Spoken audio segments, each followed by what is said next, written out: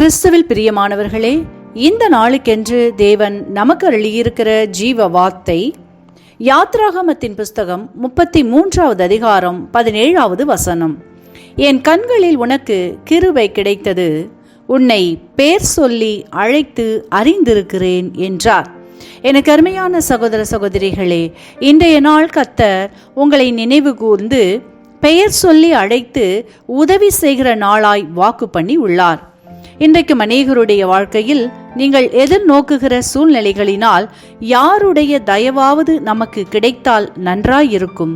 நம்முடைய பிரச்சனைகளுக்கு எதிர்பார்த்திருக்கிற காரியங்களில் ஜெயம் பெறுவதற்கு என்று உலகத்தில் உள்ளவர்களையே அநேக வேளைகளில் நோக்கி கொண்டிருக்கிறதான காரியம் அன்றாட நிகழ்வாக அநேகருக்கு காணப்படுகிறது. உலகம் தருகிற பதில்கள் முடியாது, இல்லை, கிடைக்காது என்பதைத்தான். ஆனால் இன்றைக்கு உங்களின் எதிர்பார்ப்புகளை கர்த்தர் மேல் வைக்கும் பொழுது அவர் கண்களில் கிருபை உங்களுக்கு கிடைக்கிறது. உங்கள் காரியங்களை ஜெயமாக்கி ஆசிர்வதிக்கவும் செய்கின்றார். கர்த்தர் மோசேயோடு எப்பொழுதும் ஒரு சிநேகிதனை போல் பேசுகிறவர். அப்படிப்பட்ட உறவில் இருக்கிற மோசே இஸ்ரவேலரை வழி நடத்துகிற பொறுப்பு தனக்கு கொடுக்கப்பட்டவுடன் பயந்தபோது விசுவாசம் இல்லாதவனாய் கேட்கிறான், தேவரீர் ஜனங்களை அழைத்து கொண்டு போ என்று சொல்லுகிறீர், ஆகிலும் என்னோடு கூட இன்னாரை அனுப்புவேன் என்பதை எனக்கு நீர் அறிவிக்கவில்லையே என்று. இன்றைக்கும் அநேகர் இப்படித்தான் நினைக்கின்றனர், தனக்காய் யார் வருவார் என்று. கர்த்தர் சொல்லுகிறார், உன்னை நான் அறிந்திருக்கிறபடியினால் என் கிருபையினால் உன்னை நடத்துவேன், என் கிருபை உனக்கு போதும் என்கிறார். இன்றைக்கும் நாம் வேதத்திலிருந்து பெயர் சொல்லி அழைத்து கர்த்தர் தம் கிருபையை வெளிப்பட பண்ணினதை குறித்து தியானிப்போம். முதலாவதாய் பார்க்கலாம், சமாதானத்தின் கிருபை வெளிப்பட்டதை. லூக்காவின் புஸ்தகம் 19வது அதிகாரத்தை நாம் வாசிக்கையில் அங்கே ஆயக்காரனுக்கு தலைவனாய் இருந்த சகேயு என்ற ஒரு மனுஷனை குறித்து பார்ப்போமானால், அவன் ஐஸ்வர்யமுடையவனாய் பெரிய உத்தியோகத்தில் உள்ளவனுமாய் இருந்தாலும் அவன் இருதயத்திலும் குடும்பத்திலும் சமாதானம் இல்லாது இருந்தது. ஆனால் அவன் ஒன்றை மட்டும் விசுவாசிக்கின்றான், விரும்புகின்றான், முயற்சிக்கின்றான். அதுதான் இயேசு எப்படிப்பட்டவரோ என்று பார்க்க ஆவலாய் காணப்படுகின்றான். இயேசு சகேயுவின் இருதயத்தை அறிந்தவராய் அவனை பெயர் சொல்லி கூப்பிட்டு தம்முடைய சமாதானத்தின் கிருபையை வெளிப்பட பண்ணி ஆசிர்வதிக்கிறதை வாசித்தருகின்றோம்.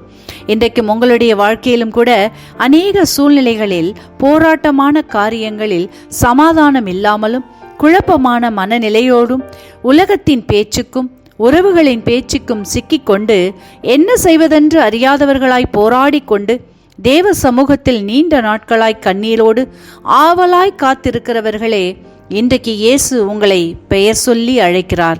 உங்களின் சூழ்நிலைகள் எப்படிப்பட்டதாக இருந்தாலும் அவற்றை விட்டு சீக்கிரமாய் வெளியே வரும்படி செய்கிறார். சமாதானத்தை அருளி ஆசீர்வதிக்கிறார். இரண்டாவதாய் பார்க்கலாம், உயிர்ப்பிக்கிற கிருபை வெளிப்பட்டதை. யோவானின் புஸ்தகம் 11வது அதிகாரத்தை நாம் வாசிக்கையில் அங்கே இயேசுவின் நண்பனான லாசருவை குறித்து பார்ப்போமானால், லாசரு மரணத்துக்கு ஏதுவான வியாதிப்பட்டு மரித்து போகிறான். இயேசுவிடம் மார்த்தாளும் மரியாளும் கண்ணீரோடு முறையிடுகிறார்கள். அப்பொழுது இயேசு, நானே உயிர்த்தெழுதலும் ஜீவனுமாய் இருக்கிறேன் என்று சொல்லி என்னை விசுவாசிக்கிறவன் மரித்தாலும் பிழைப்பான் என்கிறார். அப்படியே இயேசு லாசருவின் கல்லறைக்கு சென்று, லாசருவே வெளியே வா என்று உரத்த சத்தமாய் கூப்பிட்டார். மரித்தவன் வெளியே வந்தான் என்று வாசிக்கின்றோம். எனக்கு அருமையானவர்களே, இன்றைக்கும் உங்களின் வாழ்க்கையிலும் கூட நீங்கள் எதிர்பார்த்திருக்கிற காரியங்கள் நீண்ட நாட்களாய் மரித்து போய் காணப்படலாம். அதை குறித்து வேதனைகளோடு கண்ணீரோடு எப்பொழுது தடைகள் விலகும், பதில் வரும், அடைக்கப்பட்ட வாசல் திறக்கும் என்று எதிர்பார்த்து கொண்டிருக்கிறவர்களே, இன்றைக்கு கர்த்தர் உங்களின் மரித்து போன சூழ்நிலைகள் எவைகளாக இருந்தாலும் தம்முடைய உயிர்ப்பிக்கிற கிருபையினால் உயிர்ப்பிக்கின்றார். நீண்ட நாளாய் மூடப்பட்ட சூழ்நிலைகளை கர்த்தர் புரட்டி போடுகிறார், வாசல்களை திறக்கிறார். உங்களின் மரித்து போன சூழ்நிலைகளில் ஜீவனை பெறும்படி ஆசீர்வதிக்கிறார். இன்றைக்கும் நீங்கள் கடந்து போகிற எந்த கடினமான சூழ்நிலைகளாக இருந்தாலும் இயேசுவானவர் உங்களை தம் கிருபையினால் பெயர் சொல்லி அழைத்து அறிந்திருக்கிறபடியினால் தம்முடைய சமாதானத்தின் கிருபையினாலும் உயிர்ப்பிக்கிற கிருபையினாலும் உங்களை விடுவிக்கிறார், ஆசீர்வதிக்கிறார். வார்த்தையை விசுவாசிங்கள், அற்புதங்களை காண்பீர்கள். இன்றைக்கும் இந்த வார்த்தைகளை கேட்டுக்கொண்டிருக்கிற உங்களில் யாரேனும் கிருபை நிறைந்த இயேசுவை அறியாமலும் இப்படிப்பட்ட கடினமான சூழ்நிலையின் ஊடாய் கடந்து போவீர்களானால் இன்றைக்கு இயேசுவிடம் உங்களை ஒப்புக்கொடுங்கள்.